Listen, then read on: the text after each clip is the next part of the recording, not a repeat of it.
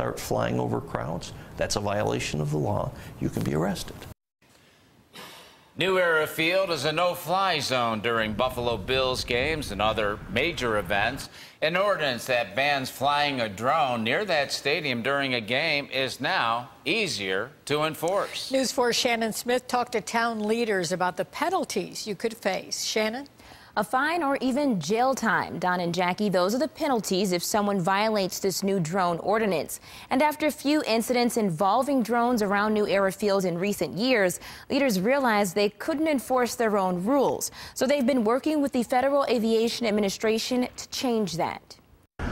The parking lot at One Bills Drive is empty now, but it won't be for much longer. A new Bills season means new rules for fans and flying drones. Please don't fly them near the stadium or major events at the stadium. A drone can't take off or land within 2 miles of a stadium event 4 hours prior to and 4 hours after. Any town-sponsored events, you can't have a drone within 1 mile of that event for 2 hours prior and 2 hours after. That's for the safety of the people that are there. Orchard Park police say a drone crashed inside New Era Field after a Bills game in 2016. And officers arrested a man for flying one in the parking lot during a U2 concert last year. Orchard Park officials realized then, even though they've had a drone ordinance since 2015, if they arrested someone, those rules wouldn't really fly. Local law enforcement can't enforce federal law for the air.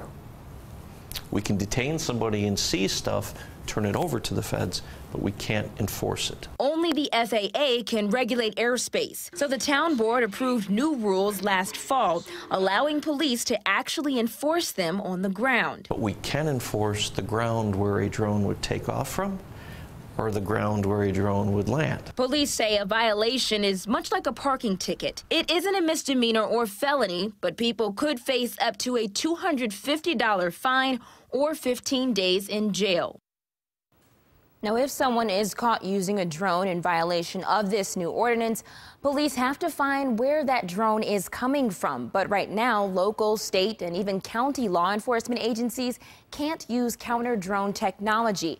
Orchard Park Police Chief Mark Pacholik says there are bills being talked about right now in Congress to try to change that. Shannon Smith, News 4.